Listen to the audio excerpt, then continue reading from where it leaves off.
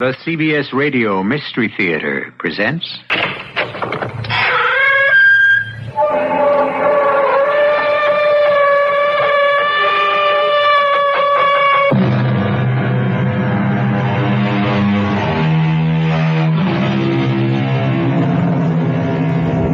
Come in. Welcome. I'm E.G. Marshall. The past haunts all of us. We all make mistakes, sometimes accidental, on occasion deliberate. But let's be honest, what haunts us most is that they might catch up with us, leading us where and how far.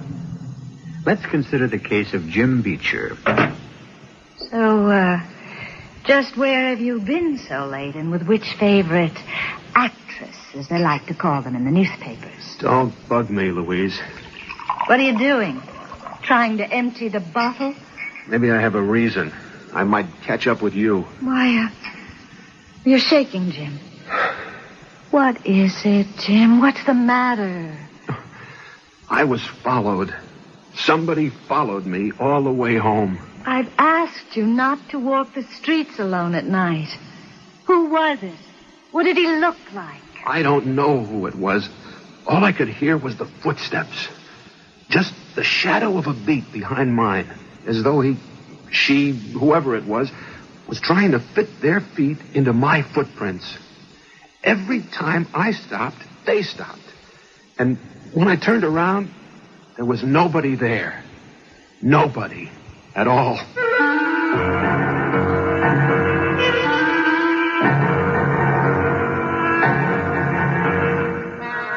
Our mystery drama, The Follower, was written especially for the Mystery Theater by Ian Martin and stars Jerry Orbach. I'll be back shortly with Act One.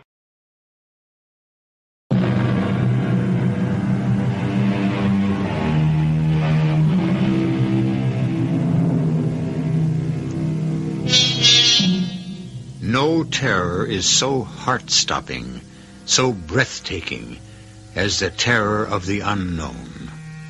Facing it is bad enough, but to have it remain constantly behind you is the very essence of fright. To have a something fit its steps into your very own is the quintessence of every bad dream you've ever dreamt. Who Jim Beecher is, what he is, matters little for the moment. All of us share his fear. Except, perhaps, his wife, Louise. What do you mean, nobody there? Just what I said. For heaven's sake, nobody behind me. Nobody even on the street going my way or the other. Just me, alone. And the sound of those damnable footsteps. If I were you, I'd lay off the drinking. There's where your footsteps came from. If I were you, I wouldn't bring up the subject of drinking. Well, what else do you leave me to do? You're never home. I live here like a hermit. It's my job. I'm an agent. 24 hours a day, I gotta shepherd a bunch of half-baked egos that are busy making me a millionaire. We don't need the money, Jim. I have plenty. You should know. It's the reason you married me. Come on, baby. You know better than that. I could have had my pick. You know that. Yeah, I know. Every piece of cake in the business. But you chose me. Hey, let's not get into that Brannigan again. If you can't get the notion out of your head that I'm constantly cheating on you, what you need is a shrink. After tonight and the way you're acting, I think the shoe's on the other foot. What's that mean? Well, you must have a guilty conscience. About what? You pin it down. I don't know what you're talking about. I am talking about the wee folk. What? The knoblocks, the leprechauns, and the slimy things that go bump in the night. You're drunk again. Why don't you go to bed? But I'm not drunk enough to sleep yet. Why don't you? I don't feel like going to bed. I can just bet not. It might just sneak in behind you right under the sheets. What? You know. The follower. Whoever's dogging your footsteps, your invisible shadow. Knock it off. What happened to me tonight was no joke. What happens to me every night is no joke either. So don't ask me to be sorry. I just ask you one thing, Jim. So ask. Go see a psychiatrist. He might be able to clear this up for you. He might be able to clear up a lot of things. That sounds more like a threat than a request. Maybe. I love you, Jim. But I'm awful close to the end of my rope. You have so many enemies. I'm one of the few who still isn't. But if I walk out on you, it'll be what's ahead of you that'll be your real problem. Not what you think is following you.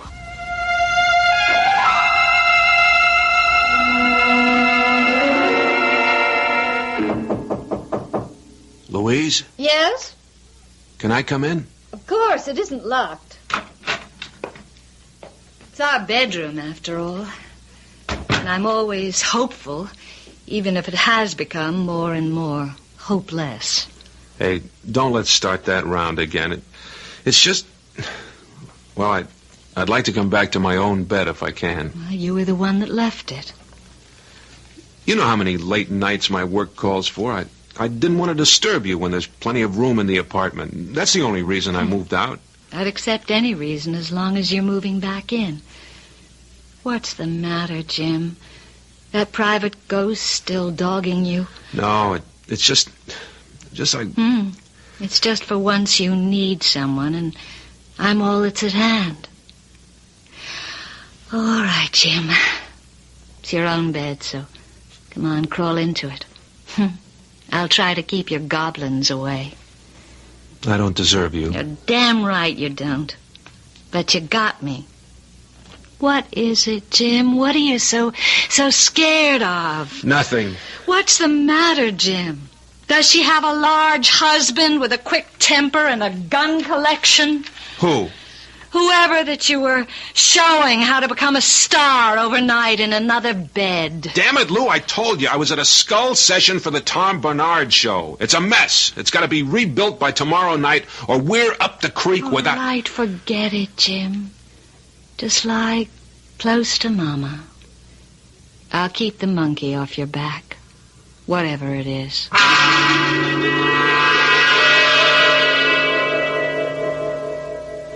Hey, don't give me any of that jive, Bessie. You're on the stuff again. That's why you didn't show. What do you mean Deke's in the hospital? So he's got nurses and doctors to take care of him, and you to foot the bills. That's why you don't cancel without talking to me first. Sure, I wouldn't have let you. You think you're big enough to call the shots?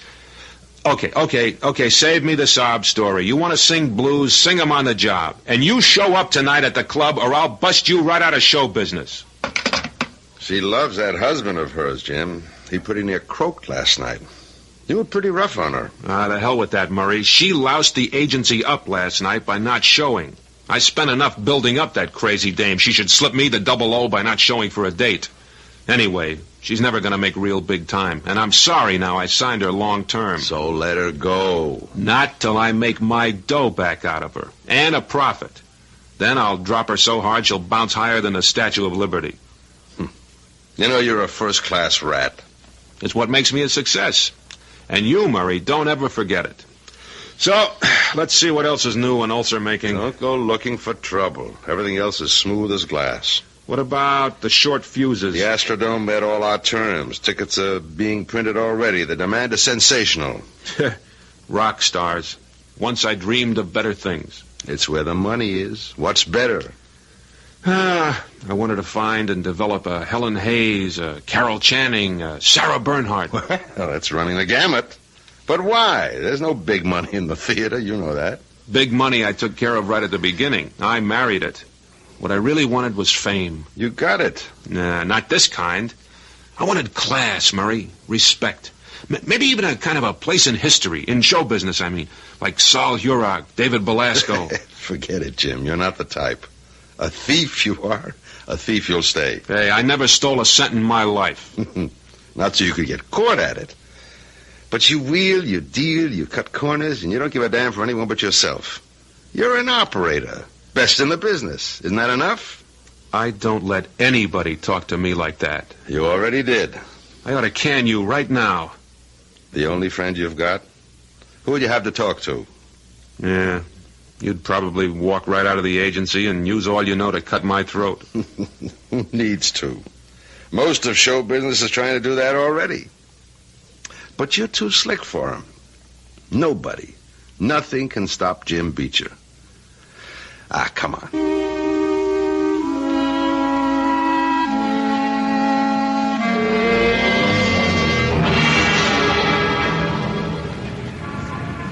We should have taken a cab.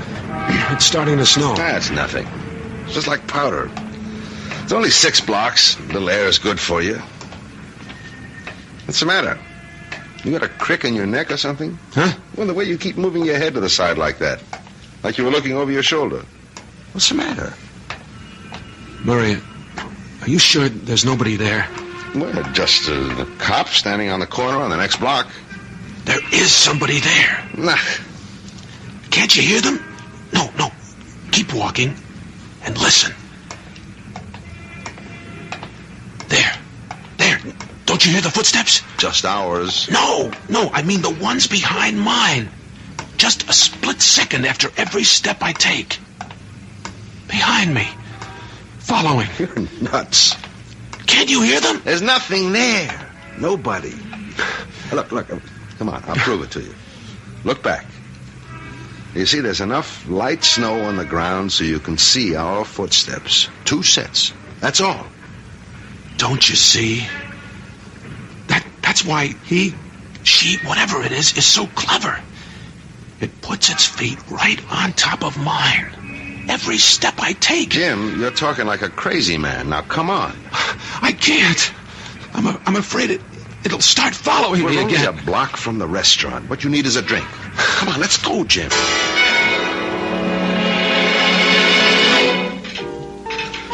You feeling better now? I don't know, Murray. Do you feel like talking about it some more? Why not? That's all I think these days. You had this thing long? No, it started about a week ago. Right after I busted Jane Gould with that suit for a broken contract. The same day you sold the movie deal right out from under Lyle Green. What are you getting at? Nothing. Just, I don't know, maybe it's some kind of conscience thing. Don't give me that. That Gould babe had it coming to her. It wasn't my fault.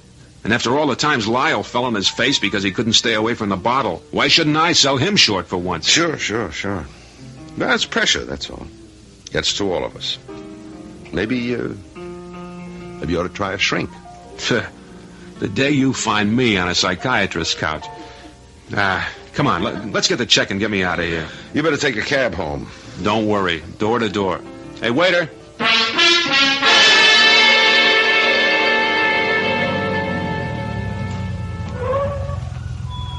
Hey, cabbie, what's the trouble? Lousy, no good mechanics. I told him that battery had a bad cell. You mean your engine's dead? The way it looks, Mac. Well, then get me another cab. This time of night, this neighborhood? What's the worry, Jack? You're only 3 blocks away from your house. Ain't much of a walk. No, I don't want to walk. Not alone. You come with me. Mister, I got enough troubles. I got to get on the phone and get hauled out of here myself.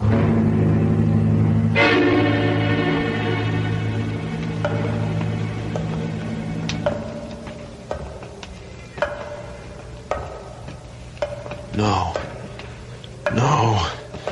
Just let me get home. Get home. Stay away from me. Leave me alone. What do you want? What do you want? Leave me alone. All right, if you won't. Who are you? Who are you? Jim, what is it? It's following me again. Jim, there's nobody there. You're home. You're safe. There's nothing there, darling. You're doing this to yourself.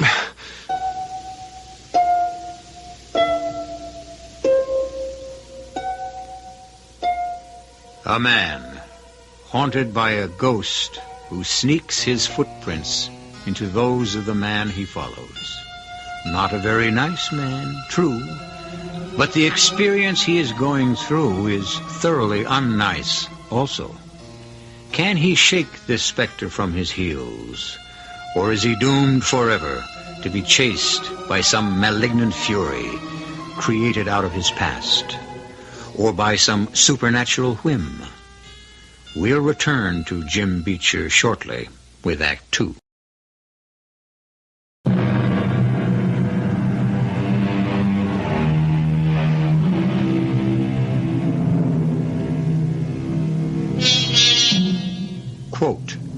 From the Random House Dictionary.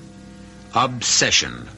The domination of one's feelings or thoughts by a persistent idea, desire, or image. Certainly that describes Jim Beecher. But why the sudden obsession? It seems quite apparent that he is a heel. Why should conscience suddenly catch up with him? And which of the trail of human beings he has callously left broken and cast aside in his past should suddenly decide to catch up with him? Could it even perhaps be his own wife? What? Oh, no. Oh, no. Oh, stop it. What was that? Alarm? What time? Oh, the time doesn't matter. You need rest. Don't wake up, Jim. I'm awake now. Can't go back. Sleep. Of course you can. Here, darling. I'll hold you in my arms. Now, just relax. Damn it, Louise. Don't treat me like a baby. You're the only one I ever had. Hey, let's not sing that old song again. You and me, we just weren't made for kids. You. Speak for yourself, Jim. Okay. So I'm sorry if I cheated you out of something you wanted. But what kind of life could we have made with kids? What kind of life have we made without them? You know what I mean. I spend 24 hours a day half the time with all of them. All shapes and sizes. Aging beauty queens, half-baked guitar twangers, and worst of all, the overdeveloped brats you can't control without putting the screws on their parents to hack them into line. It's not much of a life, Jim. Why do you need it? What am I, love? Except what I make other people. It's what I need to live, to breathe. And all you ever needed from me was my money. 8 o'clock in the morning. Good time to be honest. All I needed was a start. The rest I could prove, and I have. Of course you have. You've proved yourself. Money doesn't matter anymore. So why not take a rest? Let's just go away together somewhere. I can't. You mean you don't want to? With me? It isn't that, Lou.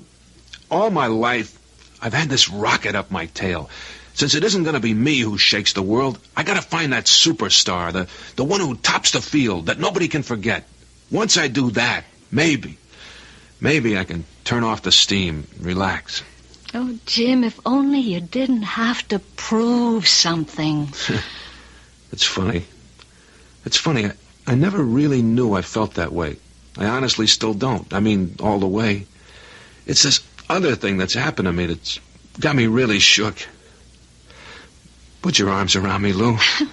Why do you even have to ask? If you'd only give me a chance to love you. I need someone to love me. Murray made that clear. I don't have many on my side, if any.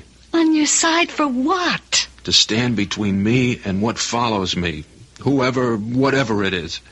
Here, for this moment, I'm safe, but not for long. The minute I get on my feet, the steps will be back on my trail. What am I going to do? See Dr. Braun, please. That old poop. You should know how he helped me. He conned you. There was a time I was ready to kill myself, Jim, because I knew you neither loved me or needed me anymore. And if it hadn't been for Dr. Braun, you'd be a free man now, a widower, if you like that term better. You were ready to kill yourself? Without you, Jim, I'm nothing. I just wouldn't want to be. Well, how did he stop you? Well, that's between him and me. Try him. Maybe. The way it's going, I have nothing to lose.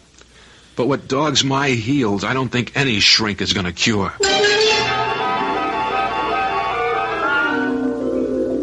And what I used to hear just when I was alone, Dr. Braun, I now hear with other people along. They do not hear the footsteps. No. That's simple. Doesn't it suggest to you that there are no steps at all, except in the mind? Your mind, Mr. Beecher. They're not imaginary. I hear them. Of course. They're very real to you. They exist. But they are not so important. What do you mean? What is important is, why does someone want to follow you? Not just follow, but exactly in your footsteps. That's what you're supposed to find out for me. Oh, no, Mr. Beecher. That's what you have to find out for yourself. You're the only one who knows who or what it is. I already told you I don't. That's because it's buried too deep in your subconscious. Or because it's something you're hiding from yourself. And how could I hide it from myself? Well, very easily, Mr. Beecher. We all hide things from ourselves. Sometimes knowingly, sometimes without being aware that we're doing it. Why? Fear, shame, those are the simplest and most common reasons. Who are you afraid of? Nobody. I doubt that. We're all afraid of someone in our lives, or have been at one time. Your father? That fool? He was a nothing, a nebbish. I never knew him that well anyways. He died when I was around 12. Your mother? No, certainly not my mother.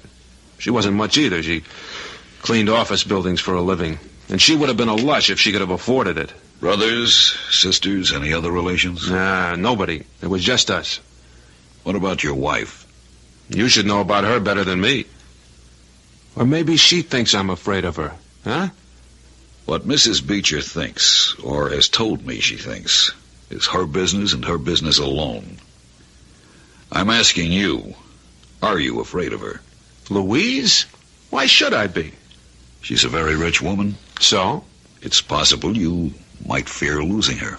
Listen, I don't need Louise anymore. I make plenty of money for myself. But you might have feared her once. Why?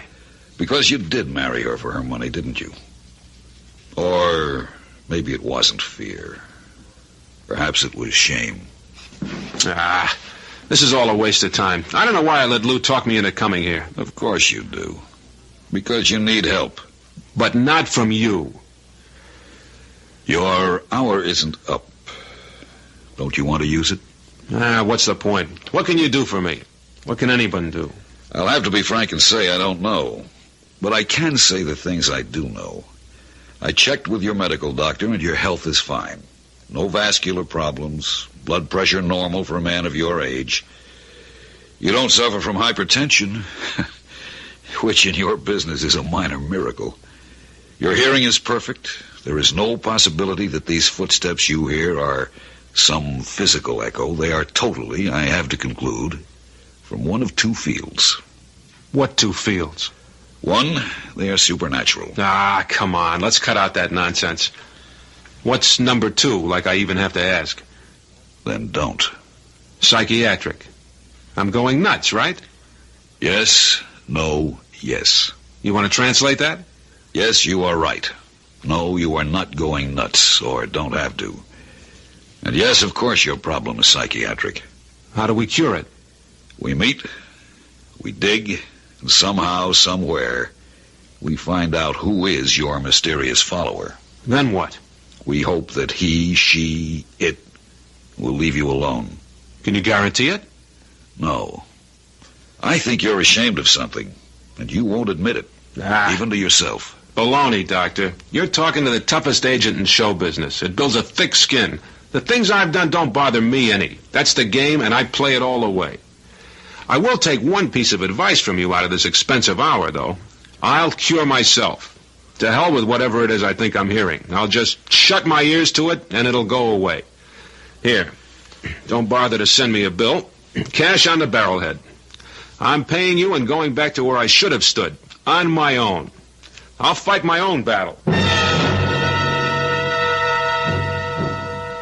Murray, I'm sorry to drag you over here, but I was afraid to come to the office in case Jim might see me. That's all right, Louise. If I don't have time for old friends... You are a friend, Murray. Still. Still. I wouldn't think you'd have to ask. Oh, I didn't mean me. I meant Jim. Well, I'm a creature of habit, Louise, a kind of human leopard. I don't change. You're a kind man. You're the best man I know. What I was 20 years ago. You should have been standing next to me if I'd had any sense. But I lost my head over Jim. I know the feeling. He was so handsome, so charming then. I'm sorry, Murray, I walked out on you. So am I. And you never married. I lost more than my head to you, Louise. There's never been anyone else for me. With Jim, almost since the beginning. It's always been everyone else but me. But you still love him. I love what he was, what he should have been, might have been. But I keep on hoping he still could be. Old habits die hard. I guess that's why I've stuck with him, too. And lately, I've had a crazy notion that he was, I don't know the word, maybe softening up a bit. You noticed that, too. Then I wasn't wrong. Oh, damn, Murray. Why did this other awful thing turn up? I mean, what do you suppose it is? Search me. He's done something that went against his conscience, but what? I know how hard and even vicious Jim can be. I'm not making excuses for him, but no matter how I feel about him now, I just can't sit by and watch a man go mad. I know, Louise. I want to help him, too. I always want to help a friend. In this case, you a lot more than Jim. I was the fool. I shouldn't still be making you pay for it. But I can't turn my back on someone I've lived with 20 years. Only, see, he won't let me help. Will you try? If you asked me for the moon in a teacup, if I can reach Jim, I'll try. I'll try to find out what's got him by the throat.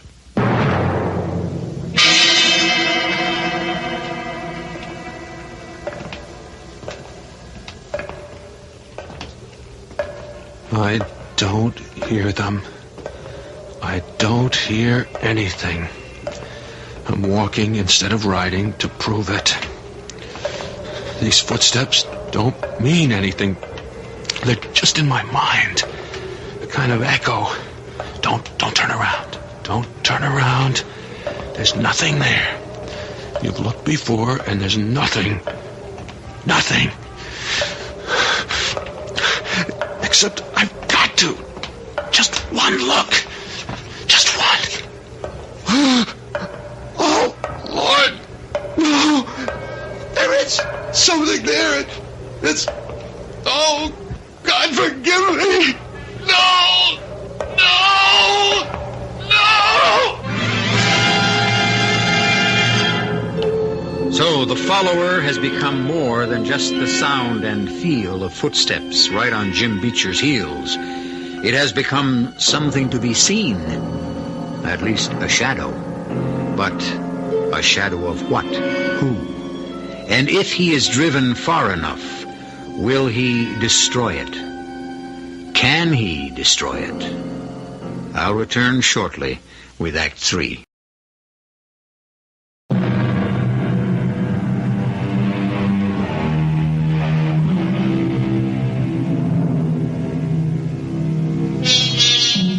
On a shadowed and deserted street, Jim Beecher has been unable to shut out the sound of whoever or whatever stalks him, and turning, has, for the first time, seen his pursuer. Seen, at least been conscious enough of a presence there to break in wild panic and run toward a well-lighted boulevard. Hey, look out, you crazy!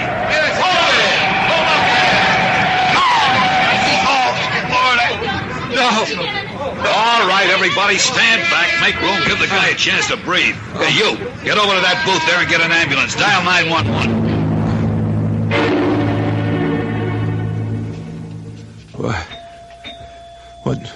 What's going on?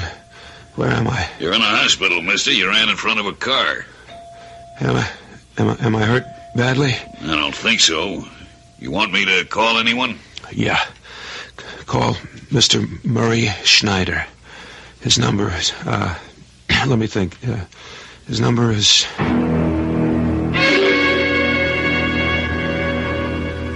Are you sure you're okay, Jim? Yeah. A couple of bruises and some minor scratches.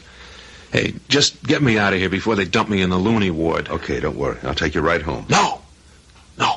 Murray, just get me to your place. Huh? Yeah, I've got to talk to you. I know now who's been following me and why. And I need your help more than I ever needed it in my life. And there's nothing to worry about, Louise. I have him with me, just a few scratches and bruises. Why didn't you bring him home? He said he wanted to talk to me first. And he didn't even want to call me. But he says he knows who's been following him, or who he thinks is. He wanted my help. But not mine. Louise, what can I say? Nothing, Murray. I just hope he's come to his senses. It'll make two of us. What does that mean? I want Jim to get well, to find himself again, to have no problems, because... Yes, what? Because I finally made up my mind. Jim and me. It's all finished. I just can't take him anymore.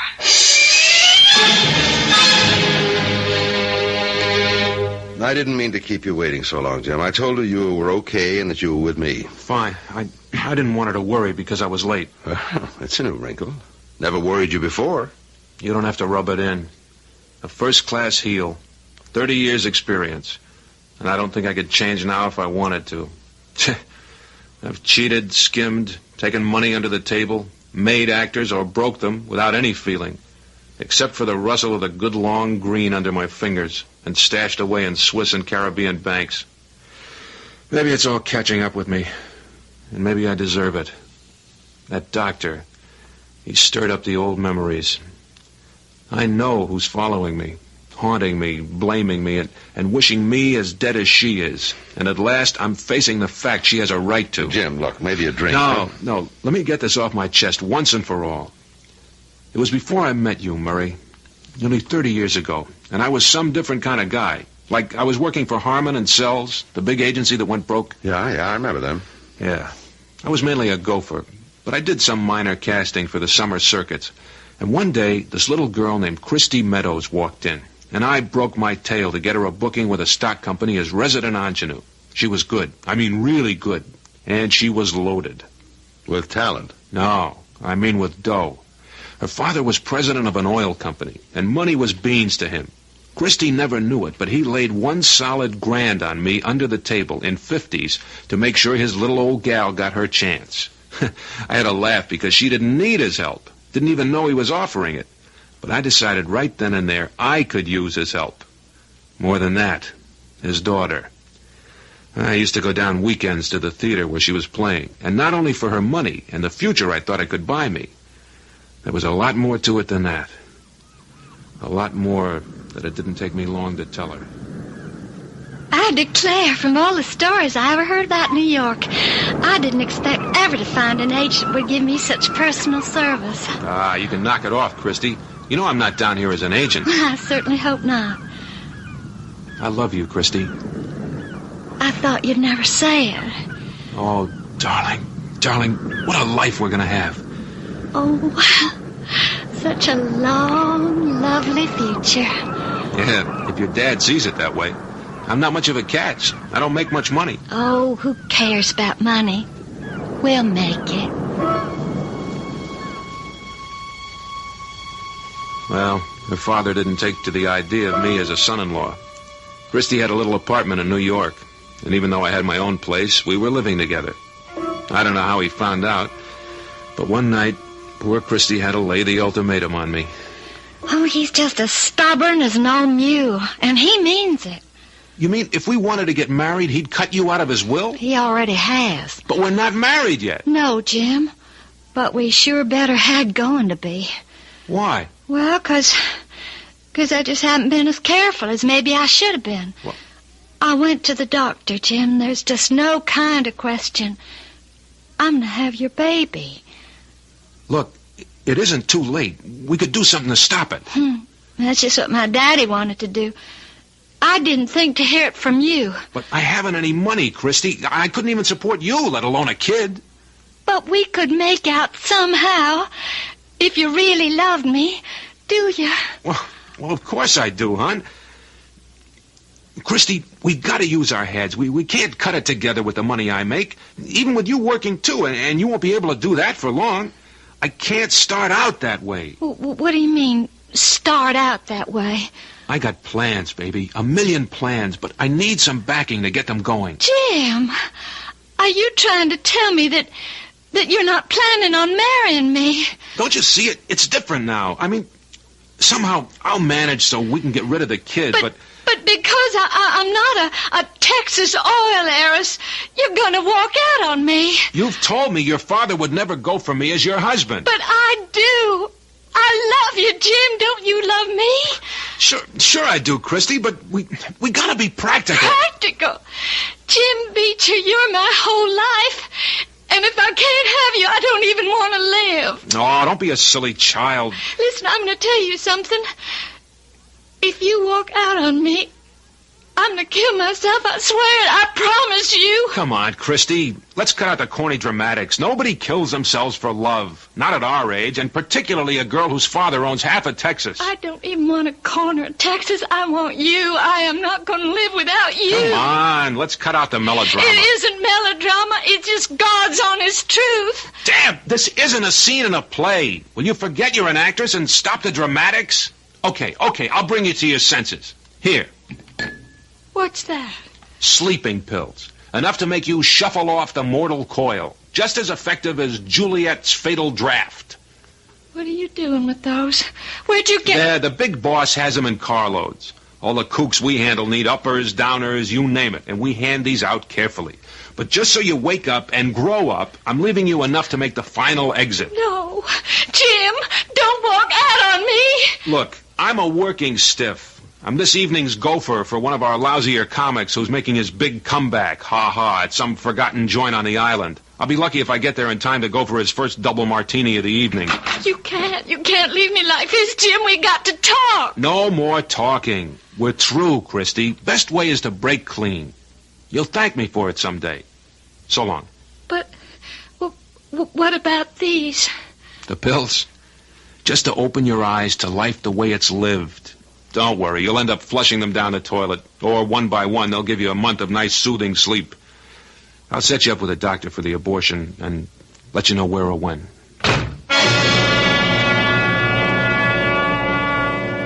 Of course, I'm cutting it short. It didn't happen that fast or that simply. But I did leave the pills. What did I want, Murray? Was I really trying to help her grow up, or was I really praying for her to take them and solve the whole mess for me simply? No way they could be traced. Everything tied up in a neat bundle and thrown out with the garbage. You want me to answer that question? Oh, it doesn't really matter anymore. She took the pills. Sure. So you as good as murdered that girl? Yeah. No wonder she's come back to haunt you. Well, she won't anymore. She's proved her point. She doesn't need to. Why? Because I finally know what a heel I am. And I'm through. Murray, I'm giving up the agency. I'm going to try to go back to what I was. Try to make it up to Louise. You're looking at a 10% louse who's looking for 100% religion.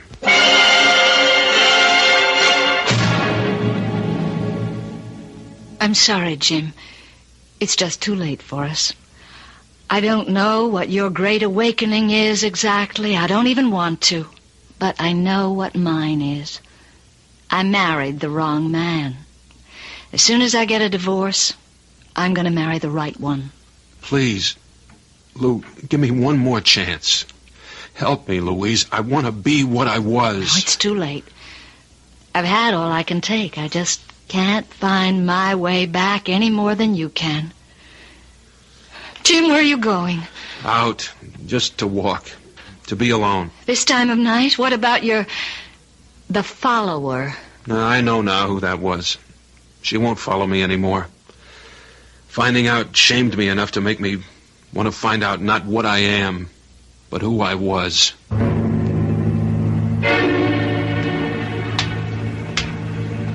How did I throw it all away? Why? For what? At least I know enough now, Christy, to say I'm sorry. To tell you how wrong I was. To thank you for not haunting me anymore with my footsteps. Back. Why? Christy, what do you want now? Why are you still stalking me? Not Christy, Jim. She loved you too much to hurt or hate you. Then who? Stop. And turn around. but there's never anything to... Oh, dear God, it's you. Me, just as I was 25 years ago. Why do you follow me? I didn't, till you asked me to. Yeah, now I see it. I needed forgiveness to wash out what I've been, to go back to what I was when I was you. Is that what you want? Yes. Help me. You need no help. The choice is yours. If you want to be me again, you can make it this moment. I do. Then your wish is granted. Back to the moment when you turned your back on Christy. All right.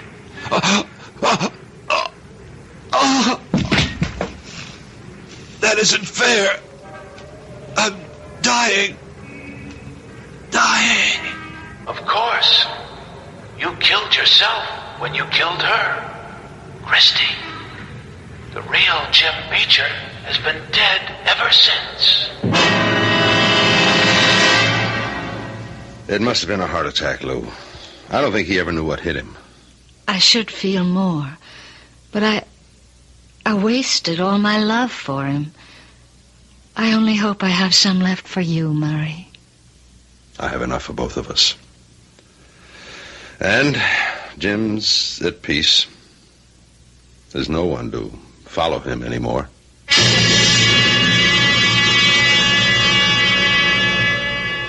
A fascinating story of a complete and absolute heel whose conscience caught up with him.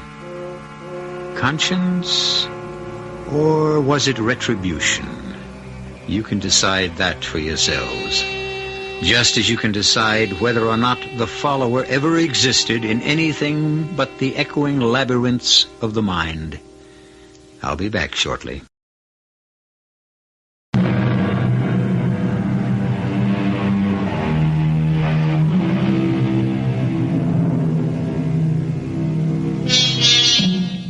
For this night, at least, we can all go to bed less afraid of the shadows that peer across our shoulders, the nameless, shivery things that sometimes haunt our dreams, and at least not fear that stomach-chilling terror of a step that sounds like a follower. We can all be like Satchel Paige and say, "Don't ever look behind. Something could be following you, and it might catch up." Our cast included Jerry Orbach, Carol Teitel, Nat Polen, and Jackson Beck. The entire production was under the direction of Himan Brown. Now, a preview of our next tale. So, I'll take my coffin and be on my way. But, sir, you can't just walk out of here with Thanks to you for your efforts, and I wish you gentlemen good night's sleep. Sir, come back. Let him go. He lifted that box as if it were as light as a feather. Get your coat. What for? To follow him, Bill. Couldn't you see the man is ill? We're the ones who are going to be ill if we follow him. Stop babbling and get into your coat. All right, I'll go with you. I don't want you following that spirit alone, but I tell you, he's not mortal. He is, and he's sick, mentally ill. Hurry.